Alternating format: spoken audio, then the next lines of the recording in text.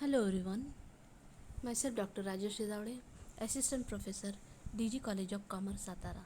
Dear students, today we are going to talk about Business Regulatory Framework Paper 1.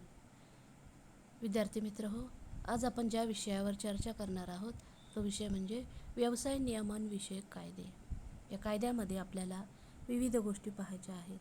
त्यामध्ये आपल्याला भारतीय करारांचा कायदा, माल विक्रीचा कायदा अशा प्रकारचे कायदे आपण पाहणार आहोत. भारतीय करारविषयक कायदा 1872 हा 1 सप्टेंबर 1872 पासून अंमलात आला आणि जम्मू आणि काश्मीर या राज्यातही आज तो लागू होत आहे. या कायद्यातील विविध तरतुदींची चर्चा करताना या कायद्याशी संबंधित प्रकरणांमध्ये उल्लेख केलेली कायद्यांची कलमे वेगळा स्वतंत्र उल्लेख केलेला ज्यामध्ये आहे भारतीय करारविषयक कायदा 1872. या कायद्यामध्ये आपल्याला विविध जे घटक आहेत कराराचे त्याविषयी आपल्याला चर्चा करायची आहे. काही डेफिनेशन किंवा व्याख्या आपण यामध्ये पाहणार आहोत. साल्मंड यांनी जी व्याख्या केलेली आहे त्यामध्ये ज्या ठरावामुळे व्यक्तीवर जबाबदाऱ्या निर्माण केल्या जातात आणि त्या निश्चित केल्या जातात असा ठराव, अशी करार या संज्ञेची व्याख्या केलेली आहे. इंग्लिशमध्ये असं म्हटलं जातं, an agreement creating and defining obligations between the parties. त्याच्यानंतर सर विल्यम अँसन हे देखील करारविषयक किंवा कॉन्ट्रॅक्टविषयी त्यांनी व्याख्या दिलेली आहे. कायदेशीररित्या बंधनकारक असणाऱ्या ज्या ठरावामुळे एक किंवा अनेक व्यक्तींना दुसऱ्या व्यक्तींना एखादे कृत्य करण्यास लावण्याचा किंवा दुसऱ्या व्यक्तीने ते कृत्य करू नये म्हणून प्रतिबंध करण्याचा हक्क निर्माण होतो, अशा 2 किंवा अधिक व्यक्तींमध्ये झालेला ठराव, अशी करार या संज्ञेची व्याख्या केलेली आहे.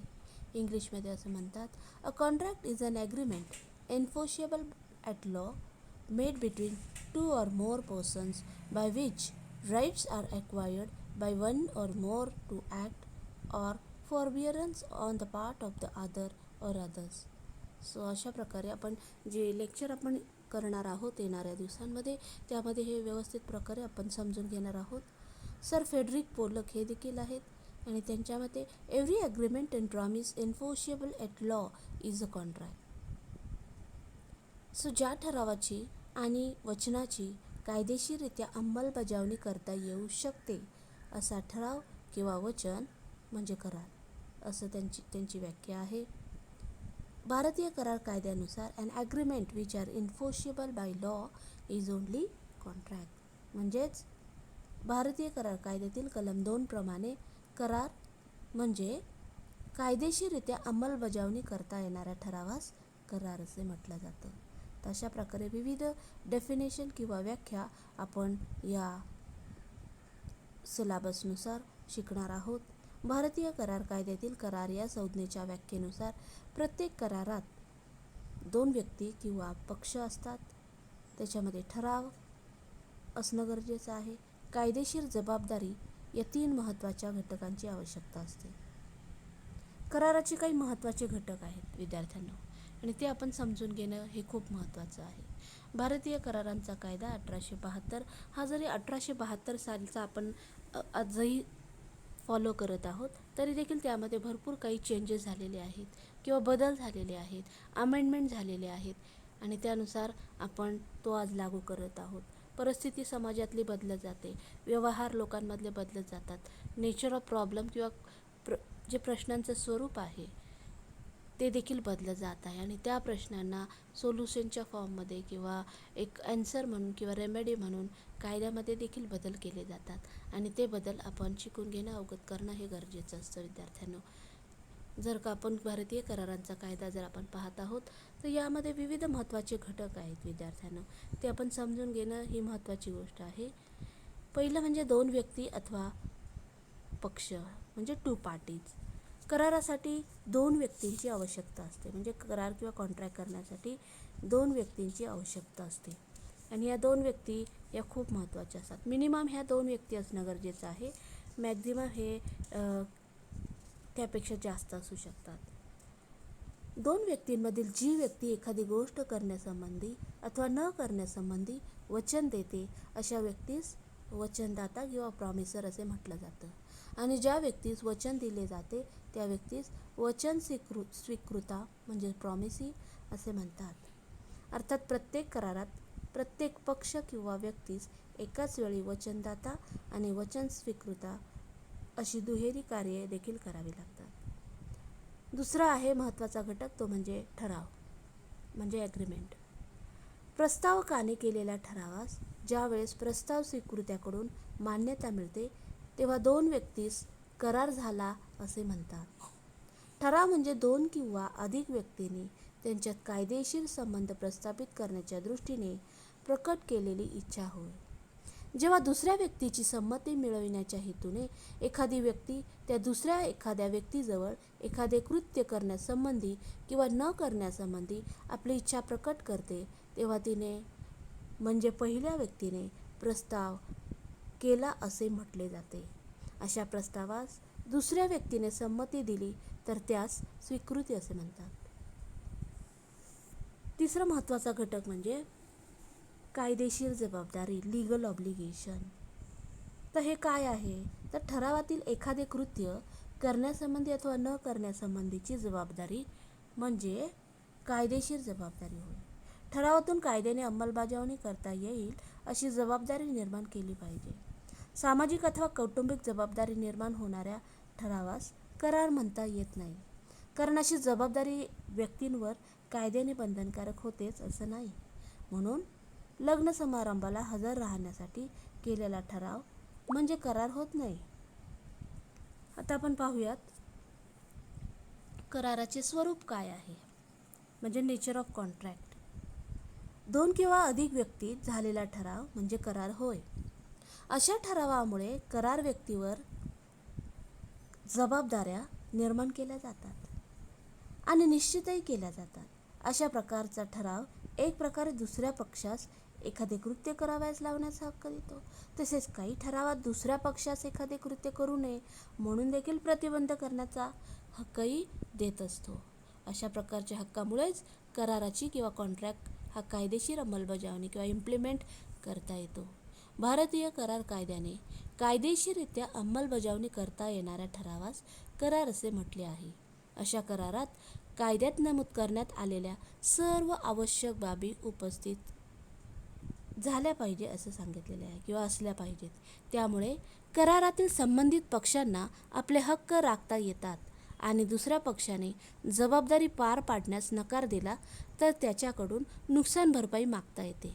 कराराचे स्वरूप हे सर्व अभ्यासताना आपण या सर्व गोष्टींचा काय केला पाहिजे तर महत्त्वाचा विचार केला पाहिजे. त्यामुळे कराराचे स्वरूप म्हणजे अंतरंग आणि बहिरंग स्पष्ट होण्यास मदत होते. आपण यामध्ये आणखी काय पाहणार आहोत तर कराराचे स्वरूप किंवा घटक. मग अशीच आपण थोडं पाहिलेलं आहे की करार करण्यासाठी काय लागतं तर दोन व्यक्ती असणं गरजेचं आहे किंवा त्यापेक्षा देखील जास्त असू शकतात. सो करार करण्यासाठी काय लागतं दोन व्यक्ती असणं गरजेचं आहे किंवा दोन पक्ष असणं गरजेचं आहे, पार्टीज असणं गरजेचं आहे. कारण एक व्यक्ती स्वतःशी करार करू शकत नाही.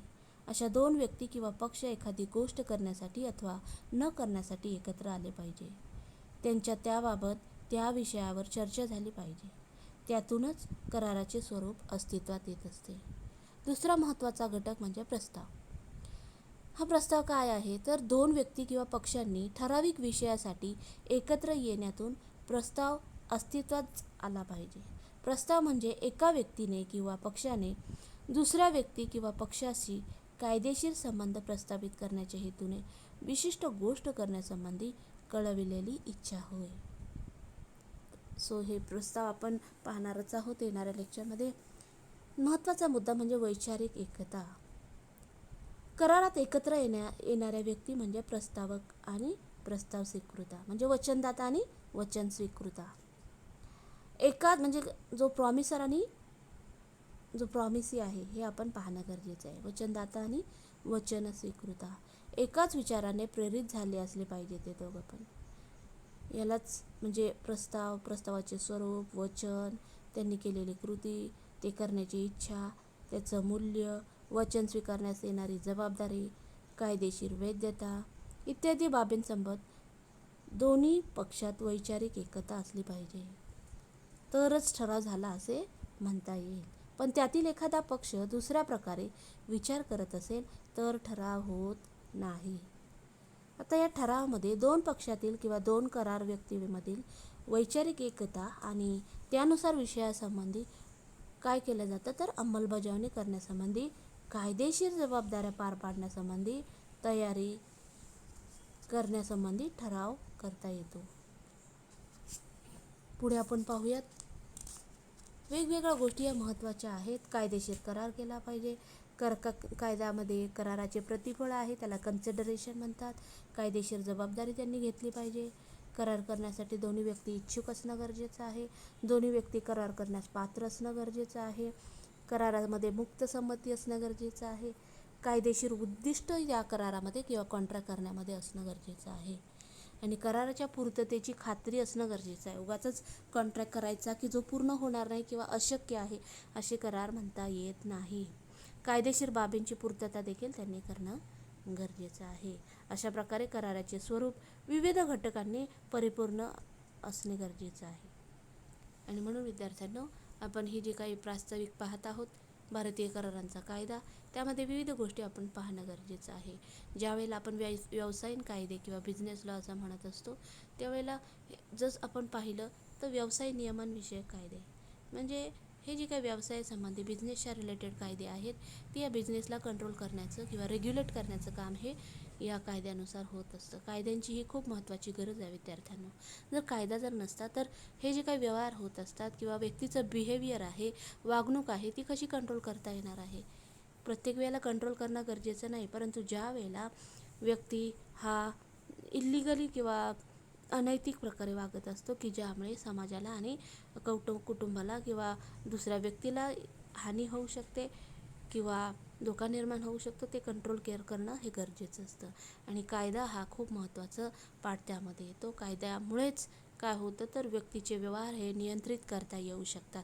कायद्याचा धाक, कायद्यामध्ये दिलेली शिक्षा किंवा कायद्यामध्ये दिलेली जे काही रेमेडी आहे ती व्यक्तीला खूप महत्त्वाची आहे.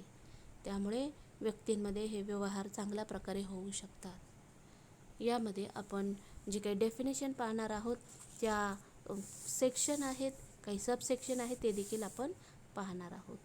कराराचे प्रकार आपण त्यामध्ये नंतर पाहणार आहोत. ज्यावेळेस आपण या सिलेबसविषयी डिस्कस करत आहोत, यामध्ये आपण भारतीय करारांचा कायदा, त्यामधले आवश्यक घटक पाहत आहोत. करारांचे प्रकार काय आहोत हे देखील आपण काय करत आहोत तर आपण ते पाहत आहोत. प्रस्ताव आणि स्वीकृती हे देखील महत्त्वाचं आहे. प्रस्ताव आणि स्वीकृती म्हणजेच ऑफर अँड ॲक्सेप्टन्स, आणि यामध्ये स्वीकृती संबंधी कायदेशीर तरतुदी देखील दिलेल्या आहेत. करार करण्यासंबंधी व्यक्तीची पात्रता ही खूप महत्त्वाची असते. आत्ताच आपण डिस्कस केलेलं आहे. प्रतिफल म्हणजे कन्सिडरेशन हे देखील करार करण्यामध्ये महत्त्वाचा भाग आहे. मुक्त संमती असणं गरजेचं आहे. मुक्त संमती म्हणजेच काय तर फ्री कन्सेंट. फ्री कन्सेंट हे खूप महत्त्वाचा भाग हा करार करताना किंवा कॉन्ट्रॅक्ट करत असताना त्यामध्ये आहे. करार करण्यामध्ये कायदेशीर उद्दिष्ट असणं गरजेचं आहे, म्हणजे legality of object. Object should be legal one, not illegal. तरच तो कॉन्ट्रॅक्ट काय होणार आहे, व्हॅलिड होणार आहे, एन्फोर्सेबल बाय लॉ होणार आहे. कायद्यानं तो आपण त्याची अंमलबजावणी व्यवस्थित प्रकारे करू शकतो. त्यानंतरनं कुठलाही करार हा व्यर्थ नसावा. Void agreements are not enforceable by law. आणि म्हणून व्यर्थ ठराव आपण करू नये. तर ठराव हा कायदेशीररित्या काय असणं गरजेचं आहे, तर एन्फोर्सेबल करता येऊ शकणारा असा असला पाहिजे. त्यानंतर कराराची समाप्ती म्हणजेच काय तर डिस्चार्ज ऑफ कॉन्ट्रॅक्ट. सो करार तर केलेला आहे, पण करार पूर्ण पण केला पाहिजे. करार केला आणि अर्धवट सोडून दिला असं होऊ शकत नाही. आणि म्हणून आपल्याला ही महत्त्वाची जबाबदारी आहे की ज्यावेळेला करार केला जातो त्याचं परफॉर्मन्स ऑफ कॉन्ट्रॅक्ट किंवा डिस्चार्ज ऑफ कॉन्ट्रॅक्ट हे होणं गरजेचं आहे. हे देखील आपण पाहणार आहोत. त्यानंतर आपण पाहतोय की remedies for discharge of contract. जर का करार करत असताना तो जर पूर्णपणे पाळला नाही तर त्याला ब्रीच ऑफ कॉन्ट्रॅक्ट असं म्हटलं जातं. आणि जर कॉन्ट्रॅक्ट ब्रीच झाला तर तिथं आयदर ऑफ द पार्टीला लॉस होऊ शकतो आणि त्यावेळेला ते कोर्टामध्ये देखील जाऊ शकतात. मग कोर्टामध्ये विविध प्रकारच्या उपाययोजना दिलेल्या आहेत, त्याला रेमेडीज असं म्हटलं जातं. म्हणून कराराचा भंग ज्या वेळेला होतो त्यावेळेला कोर्टानं किंवा कायद्यामध्ये प्रोव्हाइड केलेल्या रेमेडीज यांचा लाभ हे पार्टी घेऊ शकतं किंवा जे काही करार करणाऱ्या व्यक्ती आहेत त्यांना तो लाभ मिळू शकतो. त्यानंतरचा महत्त्वाचा जो आपल्या सिलेबसचा भाग आहे विद्यार्थ्यांनो, त्यामध्ये भारतीय करारांचा कायदा 1872 यामध्ये वैशिष्ट्यपूर्ण करार म्हणजे स्पेशल कॉन्ट्रॅक्ट हे देखील आहे. नुकसान भरपाईचा करार आणि जामीनकीचा करार, contract of indemnity, contract of guarantee. त्यानंतर निक्षेपाचा करार म्हणजेच contract of bailment. Then contract of pledge म्हणजे वस्तू तारणाचे करार.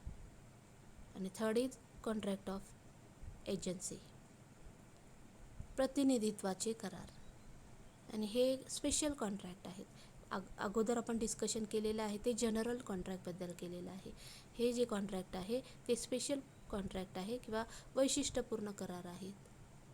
वैशिष्ट्यपूर्ण करार हे जनरल प्रिन्सिपल्स किंवा जे काही करार करण्यासाठी जे काही प्रिन्सिपल्स लागू होतात ते या ठिकाणी देखील स्पेशल कॉन्ट्रॅक्टमध्ये देखील ते लागू होत असतात. सो अशा प्रकारे आज आपण थोडा भाग बघितलेला आहे. आपण नेक्स्ट लेक्चरमध्ये याच्या पुढचं पाहणार आहोत, सिलेबसचं डिस्कशन करणार आहोत. आणि माझी इच्छा आहे की आपण जे लेक्चर रोज करणार आहोत त्यामध्ये तुम्हाला कुठली अडचण आली तर तुम्ही मला विचारू शकता. सो हा व्हिडिओ ज्यावेळेला तुम्ही पाहाल काही प्रॉब्लेम असेल तर तुम्ही कमेंट बॉक्समध्ये लिहू शकता किंवा मला मेसेज करू शकता. Thank you one and all. Thank you.